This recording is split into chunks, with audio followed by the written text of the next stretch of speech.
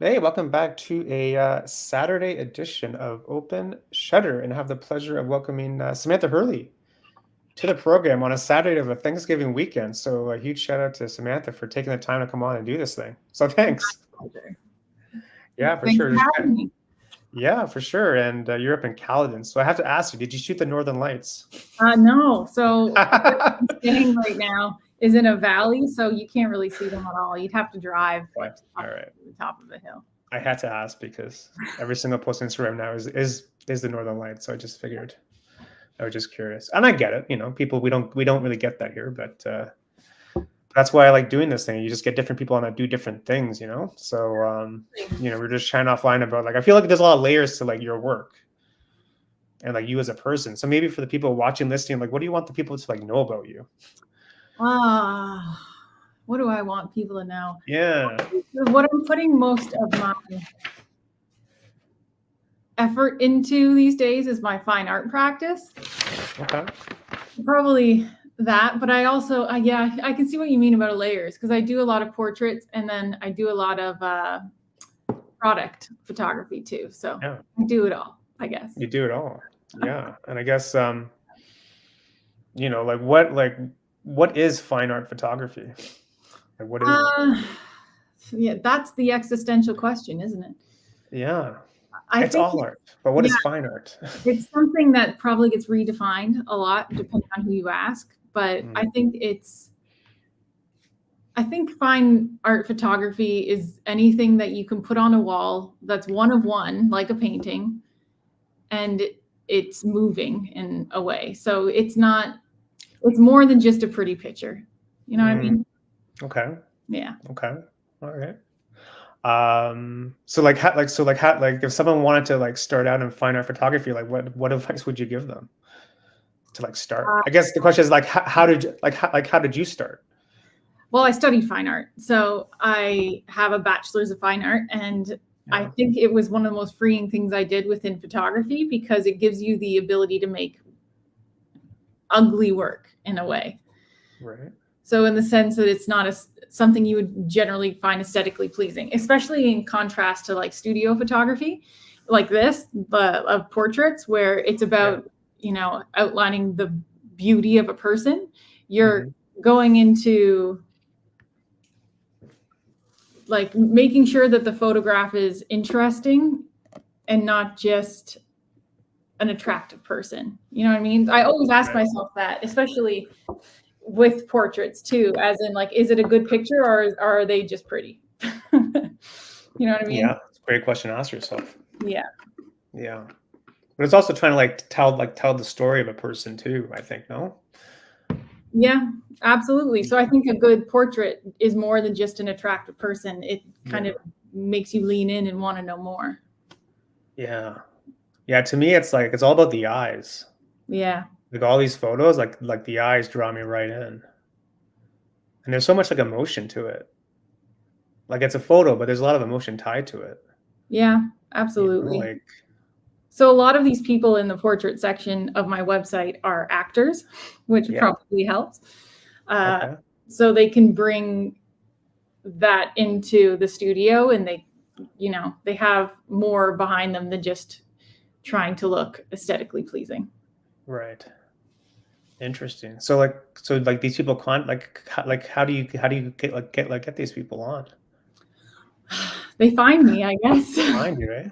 it's That's it's cool. yeah, like a network I've built in Toronto for over the past 10 years. So Yeah, a lot of them are people that I've photographed, and it's kind of a word of mouth.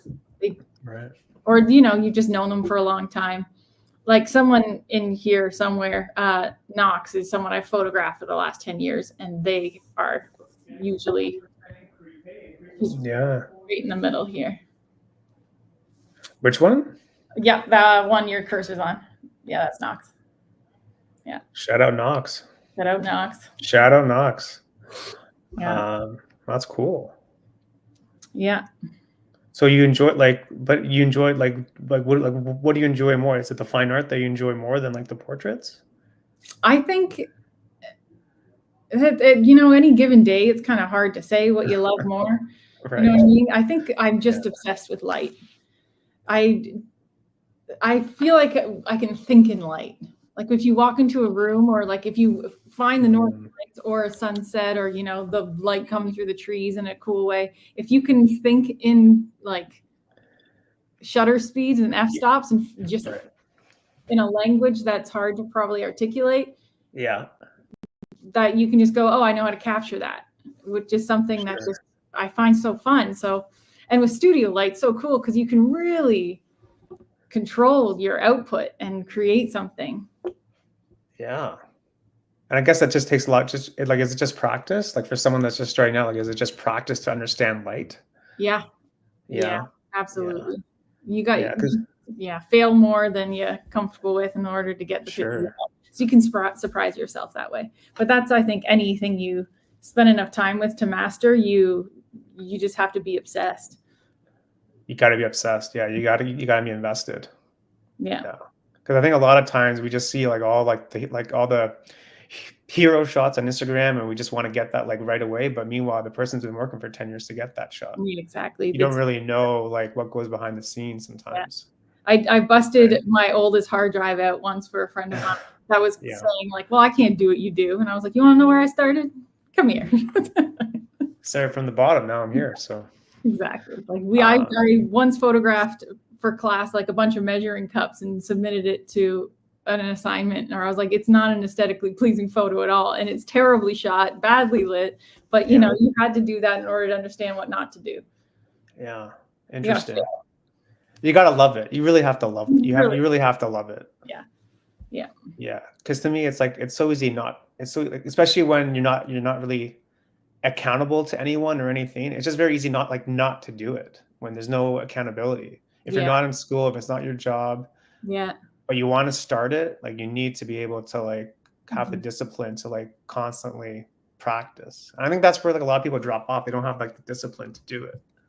I interned in my early 20s for a really established photographer, and it was like I learned so much within 3 days because I realized, how obsessed you had to be. It's like you got to want it more than you want to sleep at night because after you're working at whatever 9 to 5 or any restaurant job or whatever you're paying the bills with, and when you start, you got to want to go home and make work more than you want to put your feet up and watch a show. Yeah, very hard to do. Yeah. Yeah, absolutely. But I think that's also what like separates a lot of people, right? Yeah. From doing it for 10 years versus, it's the people that, it's true. Because very few people that I studied fine art with are actually still making work even. So. Yeah, interesting. So what was like the big challenge for you when you started out? Like what challenges did you have to overcome?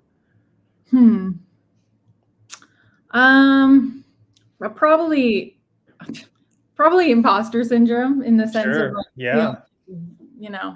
you're good enough in order to take up that space. It's also a very male dominant industry. So being a little less polite, you got to realize that, the guy at the top of his game is not asking politely for someone to view his work. He's just walking around telling everyone he's great. Right. And no one likes that though. Like no one really responds to that positively. Yeah, you'd be surprised. You get in the room. Yeah. Yeah, people like that kind of interaction. They like confidence within the person they hire. Sure. So if you walk into the room and give out your card and say, "Hey, I'm great at this, and I'm gonna, I'll really be able to capture you," but then you got to follow through, which is also. Yeah, well, then you got to really execute if you're kind of show up and have like your chest out, but. Yeah. To me, it's really just about like a relationship with someone else, especially when you're like doing their portraits, or whatever. It's like I've had other people on where they tell me that the most important thing is trust and like being able, like just being comfortable with the person that's doing the work. Because I don't know, like if the person's not comfortable in front of the camera, I think it's going to show. No, they're not really comfortable. Yeah, true. I find when I get into a studio setting, though, it's somewhere I'm so like it's muscles that are so well formed within me that I've never felt there that the person's uncomfortable. But also, the sillier you are as a human being, you generally in a studio setting, the more that the other person's relaxed, because Yeah. it's the people will only feel how you open that floor Yeah. for. So if Yeah. you walk into a room nervous, they're gonna feel that. If you walk Yeah. into it being like, oh, we're gonna have the time of our lives, Of course, then it's energy, right? It's energy between people, yeah, especially with someone you don't know. yes, Especially with someone you don't know, it's an energy thing. So, yeah, um, so how did you get like? I mean, because all of us in this kind of like space, I think we all feel imposter syndrome, and I don't think imposter syndrome really goes away entirely. I think it's always kind of there. We just have ways to manage it better. So, like, how did you get past that I think when I'm you still start? getting past it every day. Yeah. I'm trying to do better and better at it. I have told a friend of mine recently that I'm just trying to live in a little more messy. It's like you gotta be a little more okay with making the wrong move. Mm. So instead of calling, you could be an imposter, or you could just be like, you know what, let's make a mess. Yeah. Why not? Why not? Mm, Why with not? that in mind, every day to day while I'm making decisions, being like, you know what, send the message. They may not receive it in a way that you intended, but the worst that can happen is that they don't reply. And that's really not that Yeah. because they're not going to reply either way.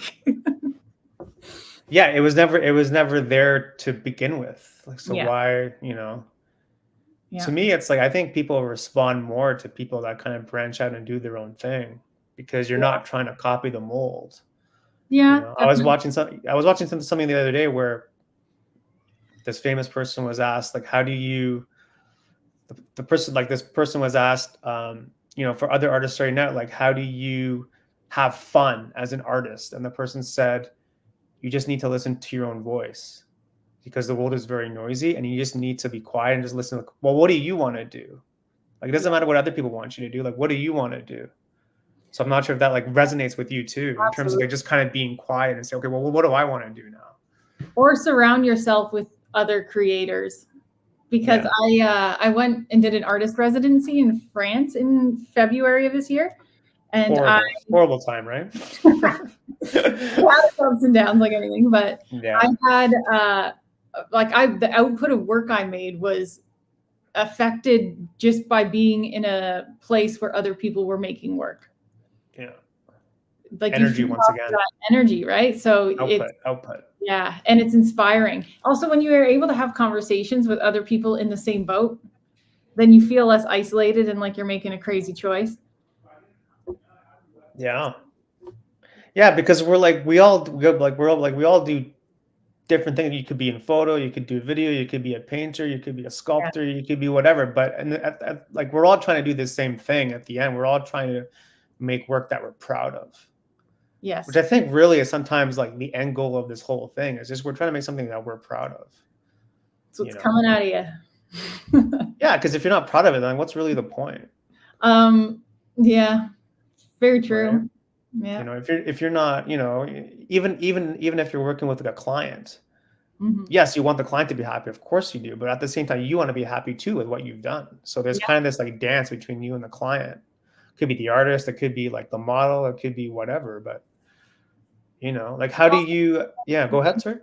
it's an isolating experience being in the arts in any form. And Mm, people have asked me that are starting out as a photographer about reaching out to assist and stuff. And I was like, there's no one lonelier than a photographer. They work in isolation. yeah, You know what I mean? I was like, they want to it's hear true. from everyone. They want you to reach out. There's no one Yeah, that's on Instagram that's like, how dare you DM me about creative concepts? Like, yeah, we enjoy conversation as human beings. So I yeah, think yeah. boldly ask to be within everyone else's orbit is a good thing. Yeah, because I think you'd be surprised about how many people actually will say, yeah, sure, we can chat. You Absolutely. want to come for a coffee? Yeah, sure, we have a Like coffee your chat. family doesn't want to talk about f-stops. If you want to come and talk Right. about, speak in photography, it's a Yeah. welcome conversation. Yeah. Well, that's what I was just saying offline about this podcast, but just trying to put like faces behind the account or in front of the account where we're just kind of like scrolling, but we don't really know who this person is, that we don't know how they got there or like what they know. So Yeah. I think the more that people are like aligned to just ask and just see what that person says. I think people will be surprised how many people actually were willing to to offer knowledge, you know, because like no one to be like a gatekeeper these days, like I don't think that really helps anybody. Yeah. Well, people are alone behind those gates. Yeah, like you said, it's a very lonely experience. Like I don't think, you know, you know, you go on social media, people think it's like, you know, it's like a glamorous job, and you know, it really isn't. Like there's a lot of, yeah, it's very lonely. That's all I can say. It's very lonely to be in this space where, okay, I'm gonna try to make something today. Let's Yeah. see if I like it. We'll see. Just you and a computer, and you're thinking the last thing I want to do is look at a screen. Yeah. Yeah, it's true And though. here we go. Yeah, exactly. But no, it's a great thing. It's great that you mentioned that you're still kind of managing like imposter syndrome, because you know, it's very important to kind of stay true to your voice, because I think that's what kind of keeps you going in like the long run, and avoid burnout. Like I'm not sure, like have you had burnout before? Yeah, but I think burnout is something creatively that I kind of just reframe as going through seasons. Like, you know, Right. sometimes you got to winter, you got to, Yeah, and then, you know, spring will come. I like that, seasons. Yeah. It's You not got to go so through. yeah, because burnout has a very like negative like connotation. It's almost like Yeah. you've done something bad. But I like that, seasons. Yeah. And Yeah. yeah, also I was given advice once by another photographer that when you're sick of taking photos, take more. Oh, interesting. Because Because that's some when you people learn. would say just stop for a minute. No, he said take more because that's when you're going to learn. Like you usually want to stop because you're frustrated. Something's not working. Right. Right. So instead of putting it down, just keep going. Okay. And you'll But usually like come doing the up. same thing or doing something different with the camera. Well, you know, doing the same thing and getting the same result is a little bit of madness. So Yeah. I want to Yeah. change something up. But Yeah. yeah, I think there's no limit to your ability to put out something interesting if you just continue to move forward. Right. Yeah. Interesting. So what season are you in now? I think I'm summering right now. It's quite exciting. Really? Really? I made a I lot of work in the last few days, which is an exciting place to yeah. be. What have you been working on? I have a series of work that I've been building that has to do with panes of glass that I paint, and then I photograph people on the other side of that glass. Ah, So interesting. it's kind of mixed media in the sense that it's a person, but it's also paint. It's in the mixed media section on my website. Yeah, I'm gonna pull that up. Yeah, that's interesting actually. So what do you like? What are you trying to tell through that? I think I wrote like the major art speak statement about it all the other day, but it's about kind of creating something that is more than just a pretty picture is kind of where it started, and it grew from there into being about like reclaiming your being and like reclaiming femininity and figures, and yeah. I love it. Thanks. Yeah, it's been a labor of love. It's an interesting process too, because it's also a way to make a huge mess, which is a lot of fun. Isn't it though sometimes? Oh, I love mess. It's almost like therapy to make a mess sometimes. Yeah, absolutely. It's very gratifying. Yeah. There's something about this work I think that speaks to like an inner state more than a, you know, outer appearance, which is very much what my other work's about. It's like aesthetically pleasing, as where this kind of takes you into a deeper experience, like human experience. Right. I like it. It's very cool. So how's like that project going for you? Like, is it done? Like, I don't know when it'll be done. Tell you the truth. No. It's been continual. It's also something I started with like panes of glass and water, and it's built from there to paint, and used like oil and glycerin and a bunch of different things. Yeah. Yeah, sometimes I wish I was more like that. I'm not though, really. I'm not really. Like I failed art class. So That's Yeah. why I do podcasts. You Yeah. know, very cool though. Thank you.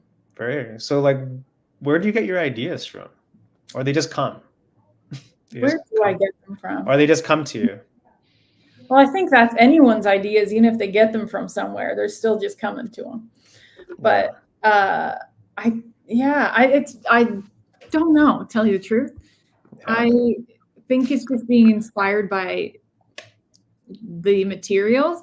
I did a series called Beginnings where I put people in bathtubs, though the bathtubs in the photograph. Yeah, I like that a lot. Actually, that was very cool. And I've kind of just been always obsessed with water and how it photographs. So from there, I was like, okay, well, what can I do with a pane of glass that I hope didn't fall? And because it was like the way that the water moves between where it meets with the body, like with movement, like it's just, there's something about it. I don't know. It's like, Yeah. you want to sink your teeth into it. Mm. So from there, I moved to panes of glass to fragment the person on the other side, because it kind of works as a lens itself. Right. Water. And then when I was in France, someone just suggested paint, and then I was like, you might be onto something. Yeah. It's kind of gone from there. Super cool. These photos are super cool. Thanks. I like them a lot. Yeah. Yeah. It was a lot of fun to put people in bathtubs. Yeah.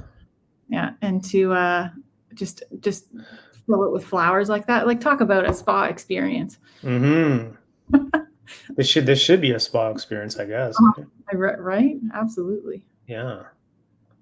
Yeah. Again, it's all about the eyes, right? Yeah. Like, it's just Yeah. they just kind of draw you in. The coolest part too is you put people in a bathtub, and the confidence these women had was amazing. Sure.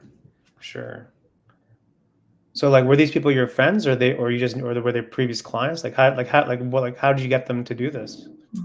Some of them were friends, and Yeah. then some of them were people that wanted to model for me. And I thought, hey, I got this concept. You want to get in a tub? And they jumped on it. Or actors that reached out and wanted to work together, and I gave them a concept, and they told me if they were game or not. Okay. Yeah, why not, right? Yeah. Cool. So for people that starting out, that want to, like, ask people to do, like, not this, but just like a general kind of like scene, but any like tips for them in terms of like pitching people or talking with people or approaching people that kind of make like the like interaction more positive. Like, these are people that they may not even know, right? Yeah, that's a good question. I think if you're able to reach out to people that can relate to your own personal experience, Right. it's probably going to resonate with them a bit better, and they'll feel, more comfortable being captured on the other side if they know that you would put yourself in their shoes. So it's like the don't do anything you wouldn't do. Of course. Of course. I'm not going to get into a tub. I wouldn't ask other people to do it. That's a great point, though, right? Yeah. That's good. Yeah, I really feel like you really have to kind of believe in what you're doing to really attract other people to kind of come on board. Because if you don't really believe in what it is you're doing, like, people are going to kind of sense that. It's like, why would I do this? But yeah, no, it's great. I love it. I mean, once again, you're kind of staying true to like your vision, right? Yeah. It's important to kind of stay true. So what do you have, what else do you have planned for like the rest of the year? Well, what do I? What? Every 2 months, I do a studio day in the city where I rent a studio and I welcome people to book an hour, which is always a lot of fun. So I'll do that probably in November at some point. What studio? I always use Wade Studio, which I highly recommend. It's great. Cool. They have a second one that I haven't ever been to. It's quite new, but the one off of Wade Avenue in Toronto is the one that I booked. It's great because I don't have to carry all my gear up with me, which you can imagine is a nightmare. Yeah. Everyone hates building an octobox in a tight schedule. Yeah. So that's gonna happen in like November, right? Yeah, that'll happen in November at some point. I have like product work with clients that I'm gonna be like retouching and stuff. It's the isolating work that you do alone, but Right. pretty diamond to stare at. Yeah. Yeah. Do you like the post part of it? Like the editing part? You like that? I think I like the taking of the photos the best. Yeah. If I choose one, but there is a comfort in editing because you get into like a flow, right? Where it just moves so fast. Like if I had to teach someone how to use Photoshop, I don't know how I'd do it because I don't even think about it. Yeah. Right? It just happens. But I was quite lucky in the sense that I think I started studying photography when it was like PS5. Yeah. So I kind of grew with the platform, which was incredibly lucky because I, didn't have. If I had to learn it from scratch now, it would be so overwhelming. Yeah, there's a lot to it now. Yeah, there's a lot to it. It wasn't even camera raw when I started. Oh yeah. Now look at it. But now it's AI now, right? All of it. Yeah, well, I don't know, to a point. Yeah. Well, what are your thoughts on AI? I think it's a great tool. Everyone loves the ability to expand a background. You know what I mean? Yeah. Seamlessly, which is lovely. But like anything, if you don't look closely, it will make mistakes, and you will look hilarious if you don't pay attention. You got to pay attention. You just can't click the button and walk away. No, you could have a disaster on your hands. But I think it's not going anywhere. So it's a tool I think that we can use. Like even with, I know authors that would be like, sure, ChatGPT is a great tool, but do you want to sound like a robot? Well, I think people that know you and you send them a ChatGPT message, they're going to know it's not you. Exactly. Because you're using words you don't even know. Like, what is? Or it's just missing the human element. Like, well, that's the thing, right? Like missing like the human touch, right? Like it can imitate it quite well, but I think anyone within the field of writing or photography would be able to know something's up. They may not be able to be like, hey, this is AI, but they could be like, something feels a little off. Especially if you follow up and now you're talking with a person, then you're not talking like your messages. Like there could be like a disconnect. I've had people show me photographs and been like, this is such a cool concept. And I'll be like, yeah, it's great, but it's also AI. And they're like, what? And I'm like, this is how you tell. Yeah, happens all the time. Yeah. Or it's a famous AI photo because some of them have gone crazy and you see them everywhere. I know. But again, that's something that's what like separates the people that know what they're doing and the people that don't know what they're doing. Yeah. And that's why people will hire you, right? Because like I know Samantha, like she knows what she's doing, so you hire me. Like you'd hope, but I think it also depends on the eye. So like there's a lot of people that are very comfortable with like I'll see the flaws before they will. You know what I mean? You have the eye for that. In the sense that like the layman person hiring a photographer is not like a photographer's photographer is going to be amazing because the photographer that's hiring them is going to be able to tell if they know what it's just a different, ability. Yeah, because sometimes the person that is hiring has no idea what you're doing. Yeah. They have, I don't know, I have no idea, but yeah, go do your thing. Mm-hmm. And that person could just be clicking like the button with AI. So yeah, I think it goes to show you like, you just need to really understand like the craft of it. Again, it goes back to the startup. You really have to love what you're doing. Yes. Otherwise, it's going to show. It's the same with music in the sense of like someone who's a huge Rachmaninoff fan will be able to tell if someone's playing it to the way that it's supposed to sound. Yeah. But, I'm going to go and hear someone play it and think, holy smokes, that's amazing. Because it is. But, it's just someone who studies within the craft of classical music is going to hear that music differently than Yes. someone who doesn't. Of course. Yeah. Yeah. Well, that's why you got to really like what you're doing again. Like it's you just it's a calling almost, isn't it? It's not really a job. It's more of like a calling. I think that's the number one question that I've probably gotten and found the hardest to answer is what got you into it. And it's like eventually I just realized it never occurred to me not to do it. Yeah, you'd rather do it than not. Yeah, I just thought you'd rather do it than not do it. I was delusional, I guess. They told me I could be what I wanted, and I thought, great. Well, it's good. It's good that you follow through on it too, right?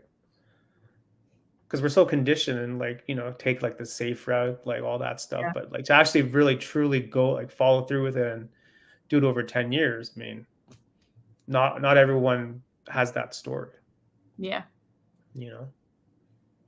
So of course, everyone's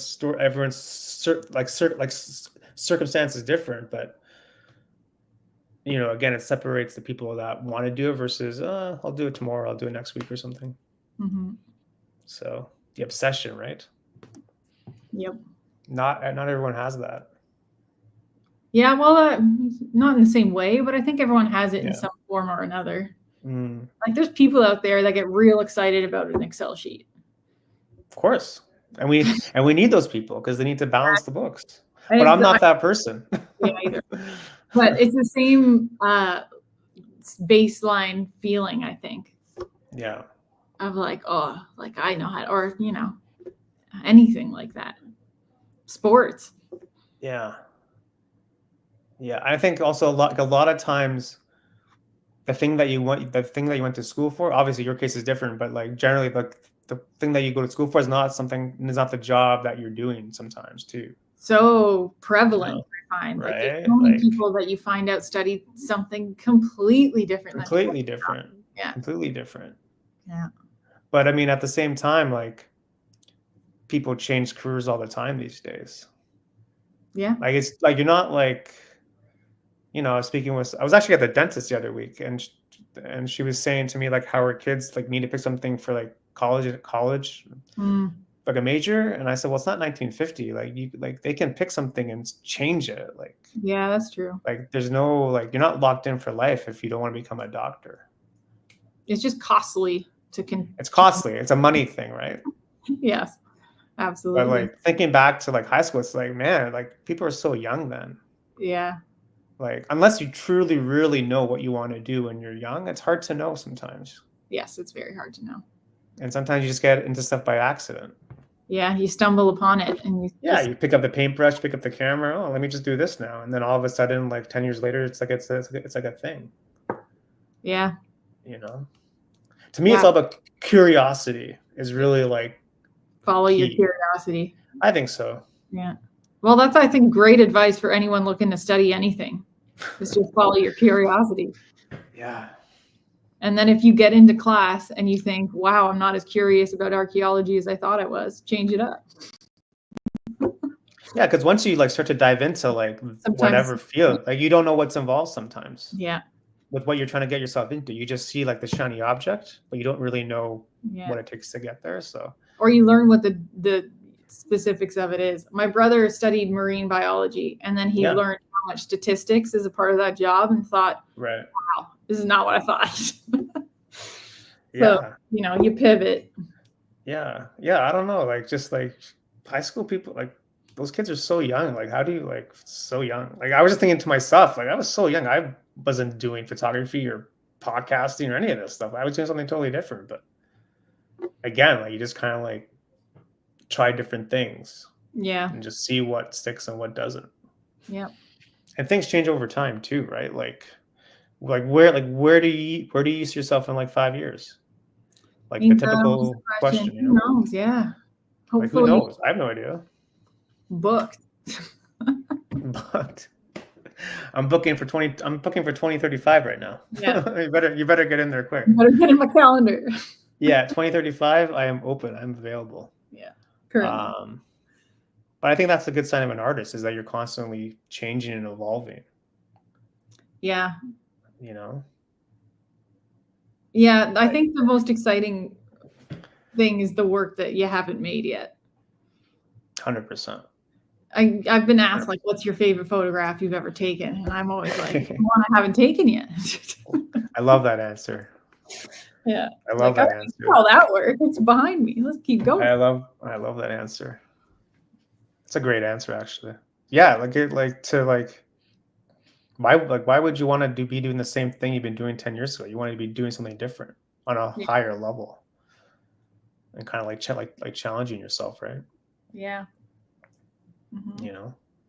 But again, it all goes back to like just keeping going and meeting different people and see what's what. Yeah, absolutely. You know, like I think post-COVID too, the most craved thing, especially in the arts, I can't speak for other careers, but the sense of community that we kind of lost was I know. huge. So building that back has been, I think, my biggest focus of like find your people again.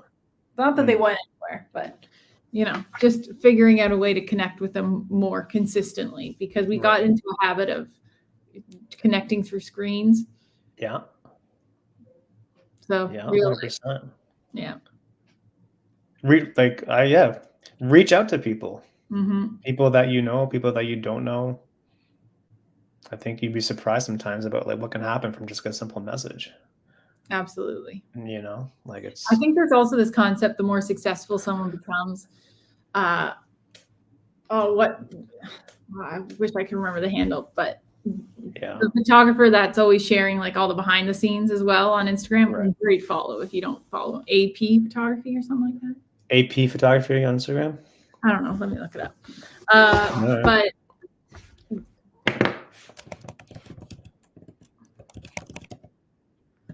I think the more successful someone is, the more you think writing them is like you're bothering them.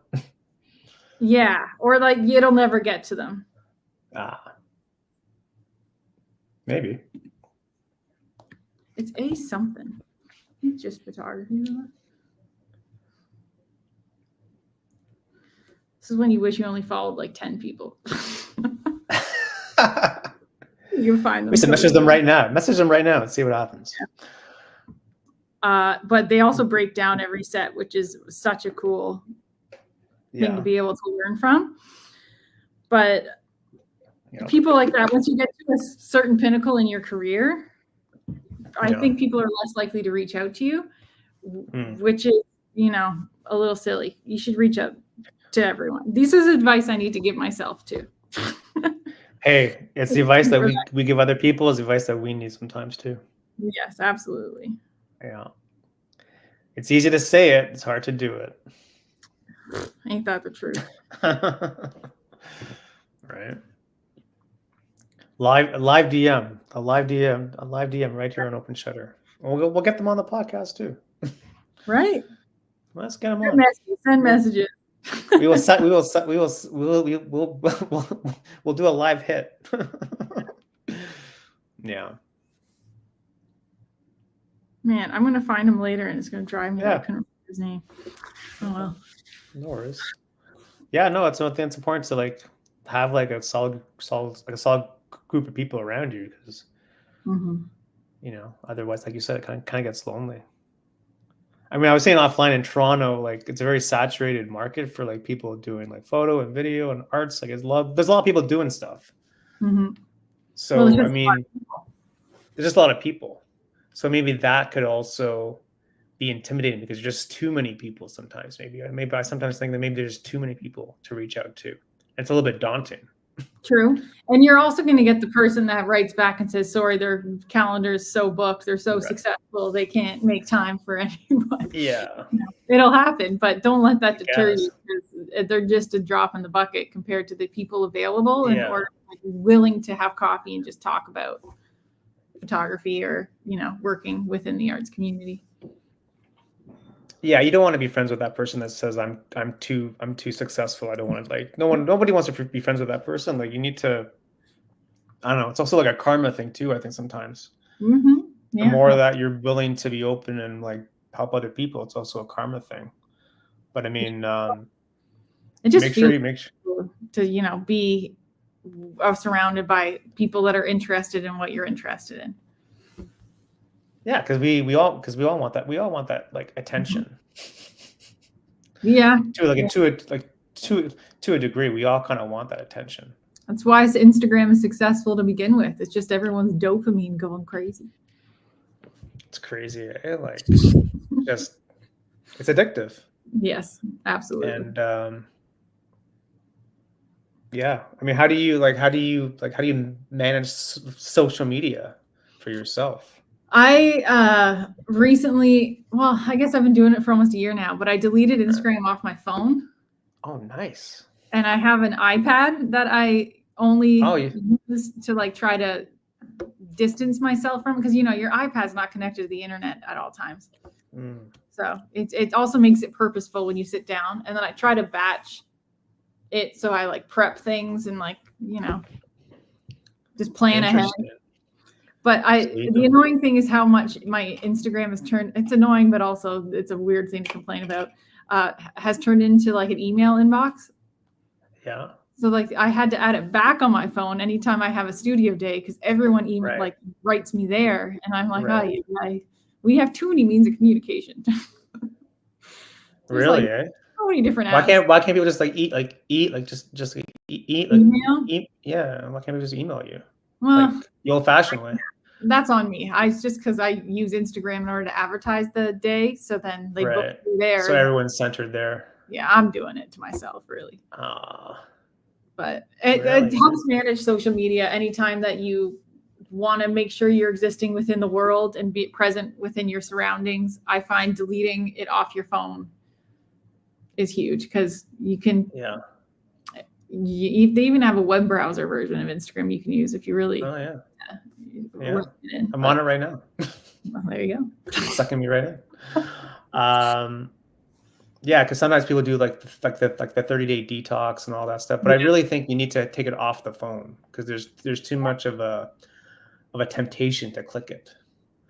So you really need to delete it, which is sometimes painful for people. But I've taken TikTok off my phone, so there you go. I've never had TikTok on my phone. I can't imagine Don't do it. Yeah. Well, it's a good tip. So it's been a year basically since you've done that. Yeah, though I've added it back and removed it. It's kind of coming and going.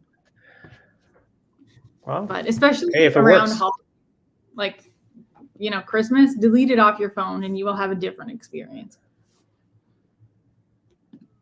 Yeah, I just feel like you feel a lot clearer in your head sometimes. You just feel a lot clearer, a lot less anxious too, I think. Well, that's just my personal experience.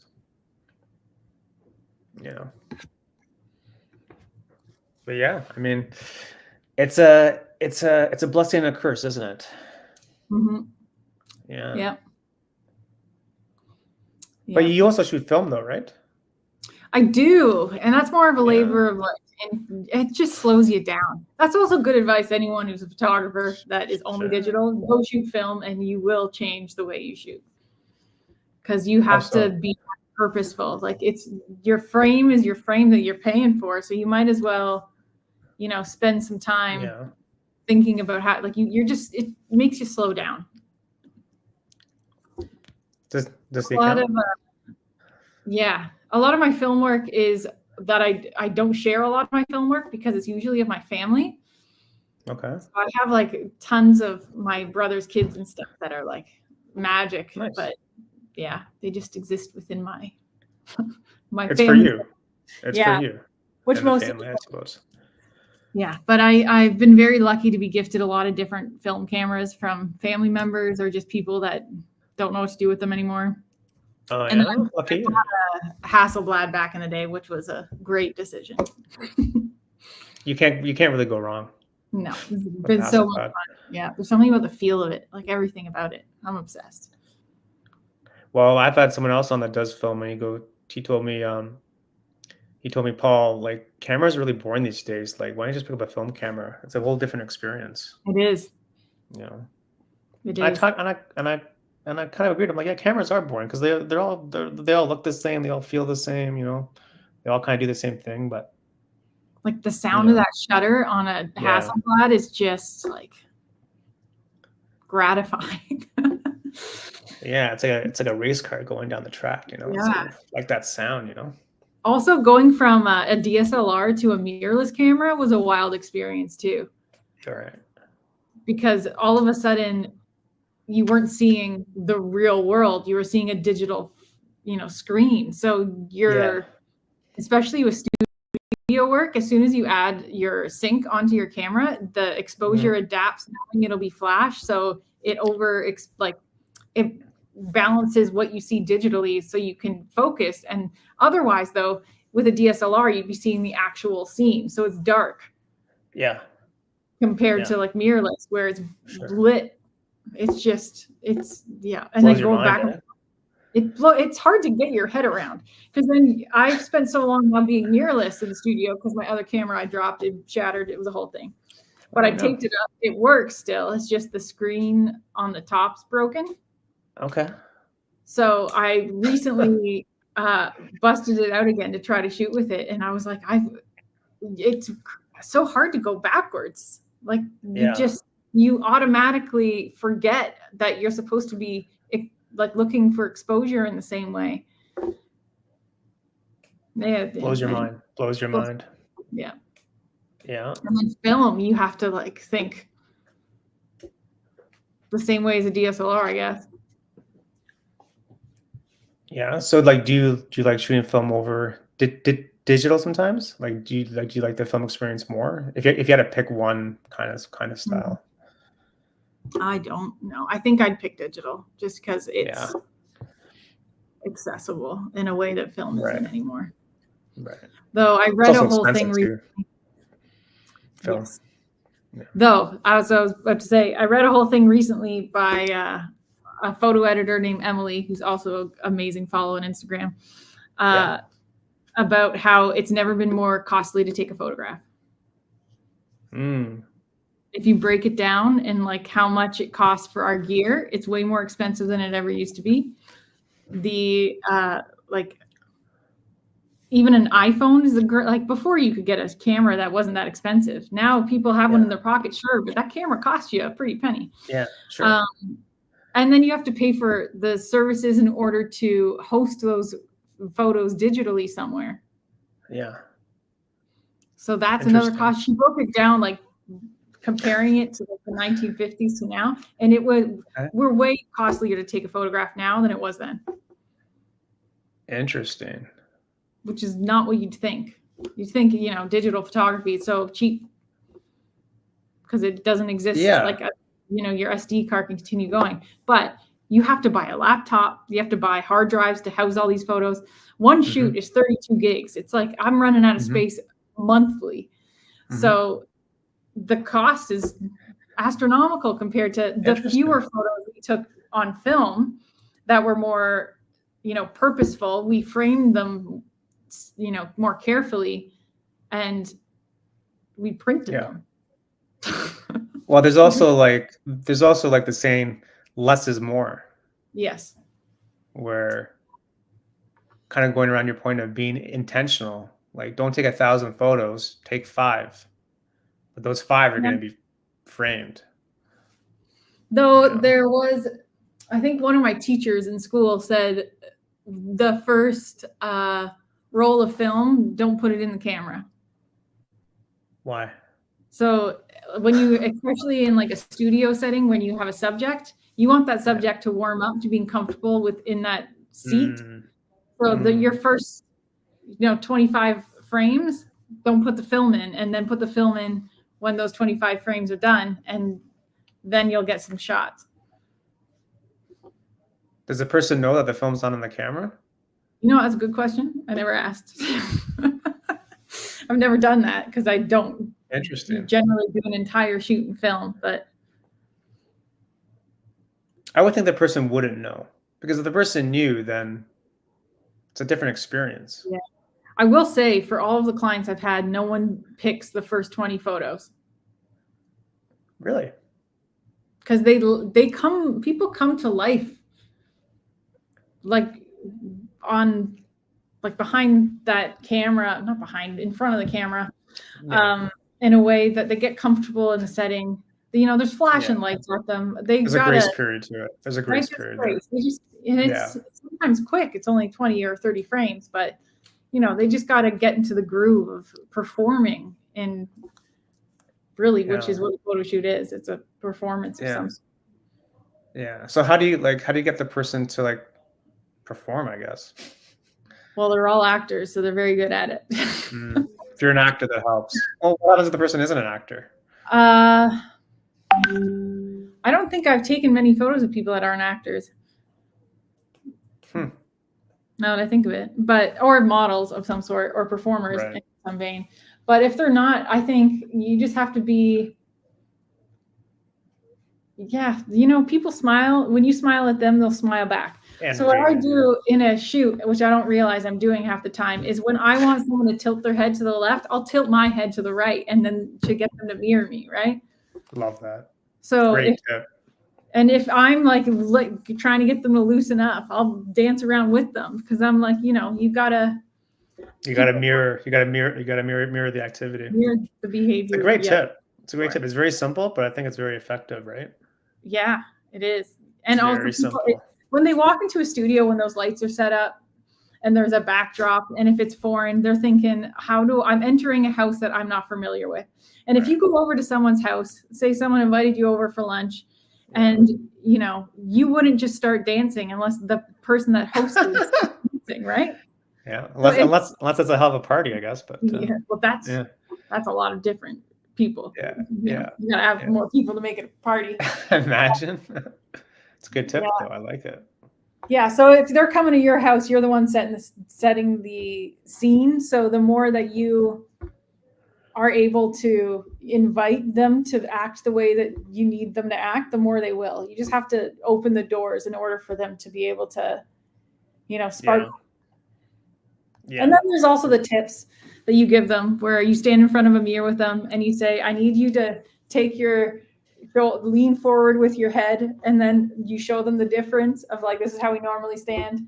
This is what I want in the photo. Like, because it shows them just the small tweaks. It might feel a little funny, but you will look fantastic, which is basically also gives them tools that they can use when they're sitting there to, you know, the tips and tricks of grade.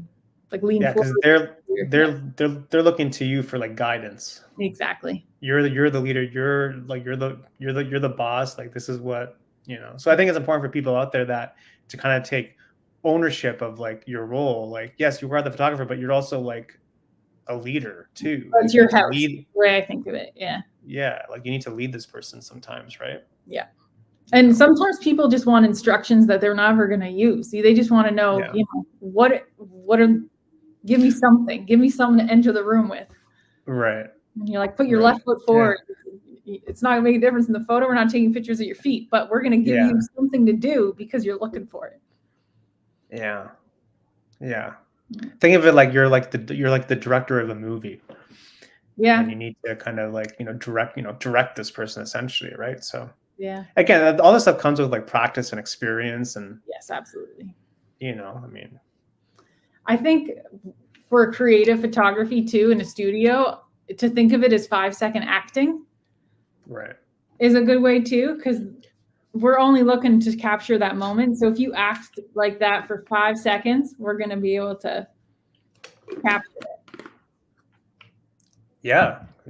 I mean, is that easy to do though? To get that? To get the shot?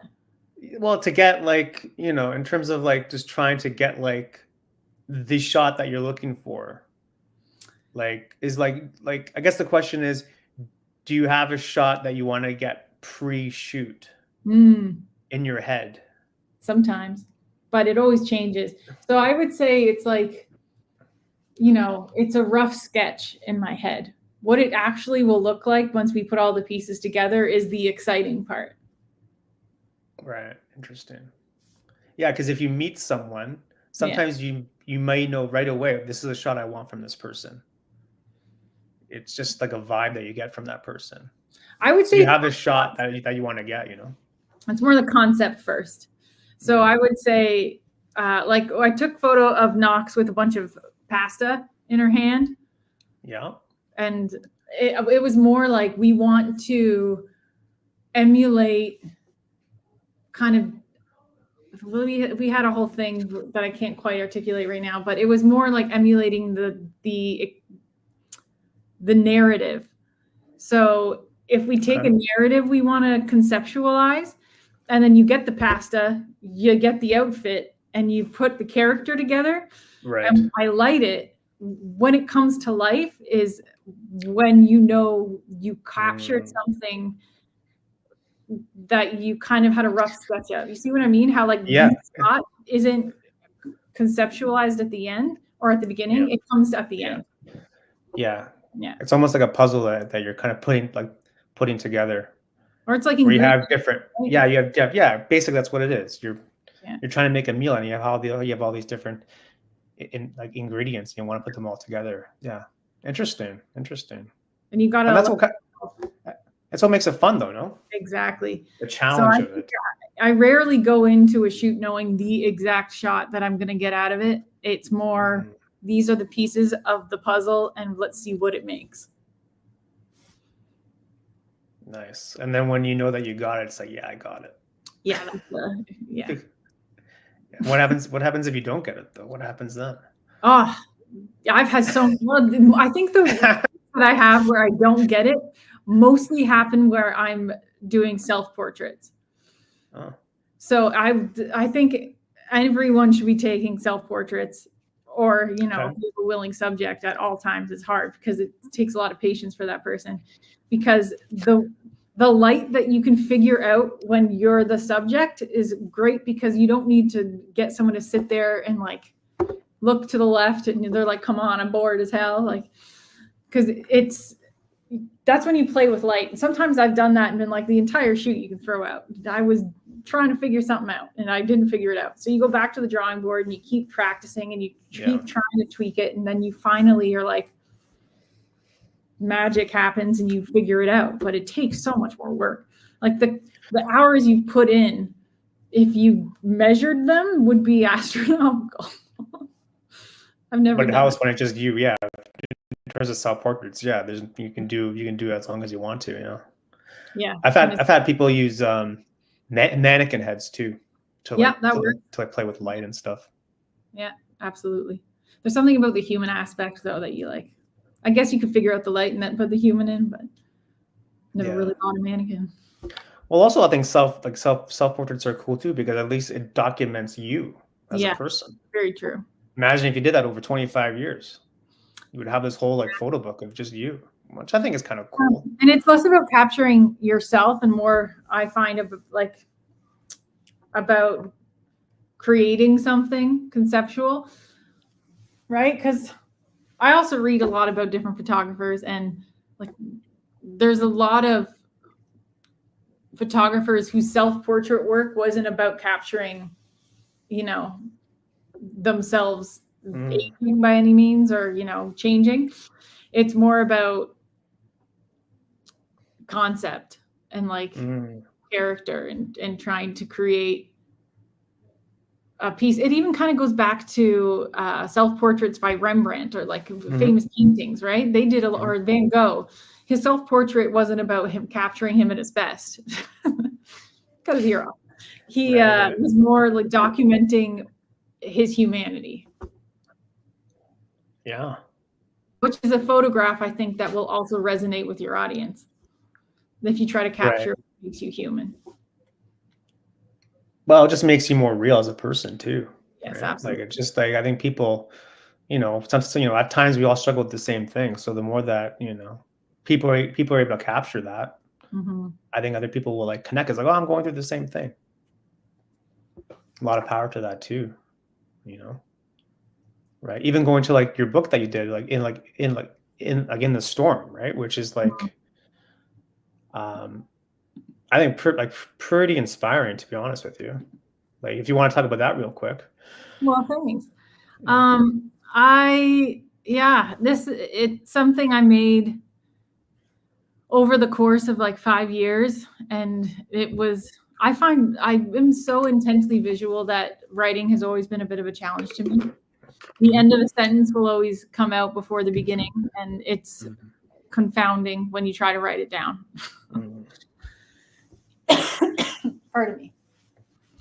But yeah, I my sister, I was with my sister on a beach, and I think I showed her something I had made in relation to what I'd written in this book, and she was like, "Sam, put it together, make a book, and Yeah.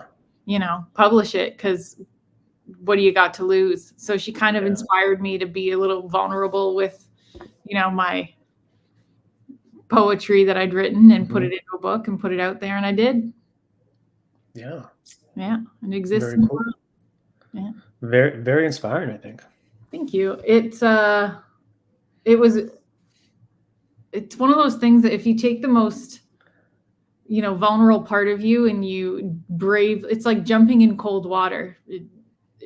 Once you do it, it's not that bad, but the moment before is terrifying because you think like this is going to be freezing.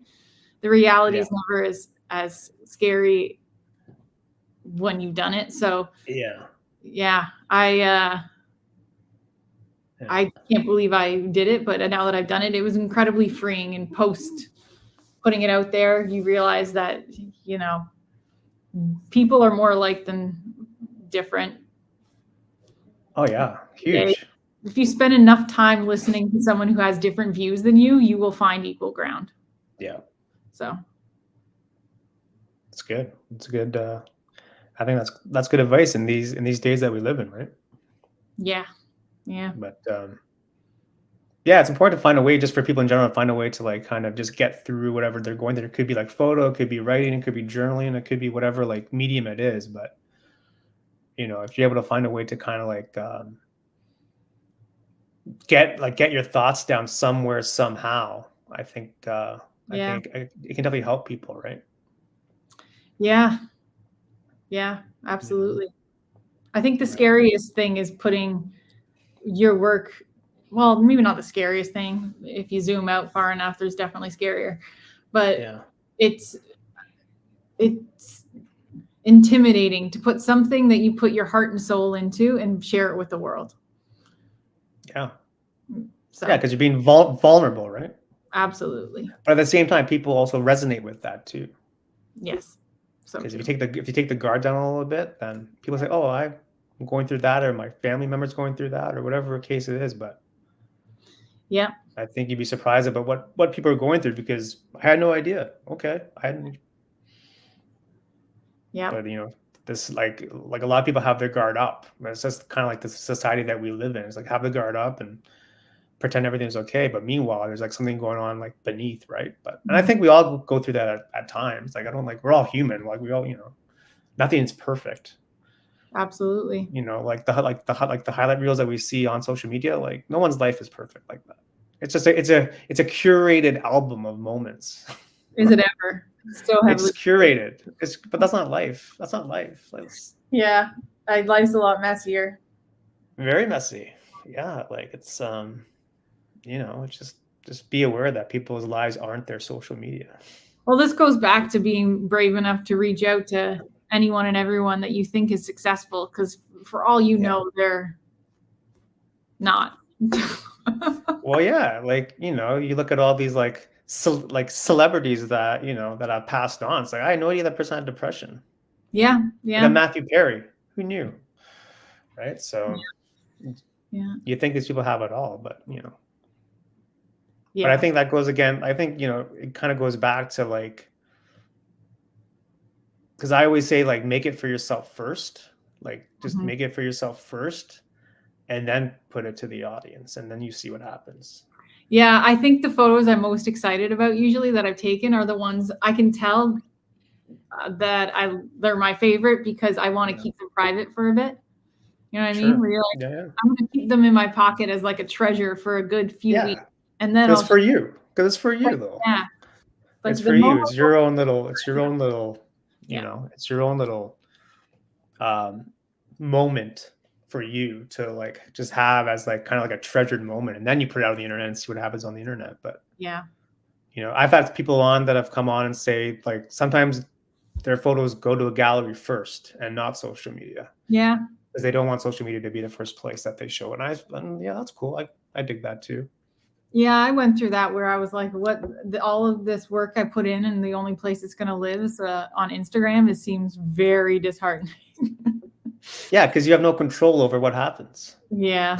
So putting work into a gallery is great for everyone. I think Yeah. also with the whole, like, Toronto's got more community-based Sure. things happening too, like Gallery 44, which seems to be more Yeah. accessible to a mass of people that want to get into photography, which is so great. But also just printing your work. I feel like people don't print, and you should print. No, you should print. That should be a T-shirt. You should print. You should print. Well, because it just makes it more real, because you can hold it.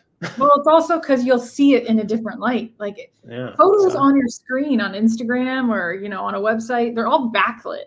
That's not how it looks in the real world. So once you actually print it, you're going to learn things about your own art practice that you didn't even know were lessons to learn. I've printed things and gone, whoa, that's not what I thought it would look like. And then I had to go like re-in and go, okay, well, how do I make this print? Yeah, properly? exactly. Yeah, exactly. There's so many advantages of printing your work. And yeah, it's true. People don't print, but they should. If you had all the best photos that you like in your home, it's kind of cool. Yeah. Like, yeah, I shot that.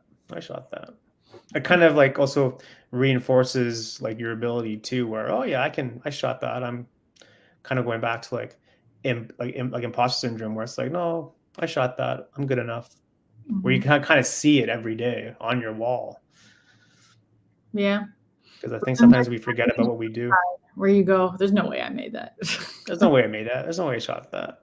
Because we always forget. I don't know. We always forget sometimes what we've done too. It's like we're always on to the next thing, which is important, but also at the same time, I think just take stock of how far you've come, because yes, we all start at zero, so there's no absolutely. we all start here, and then we all start at level 1, and then it's up to you to determine where you want to go with it. But yeah, print your work, eh? Print your work. Yeah, that's a good tip also. Yeah, love it. Well, we're kind of up against the hour, so I just wanted to say thanks again for coming on and doing this thing.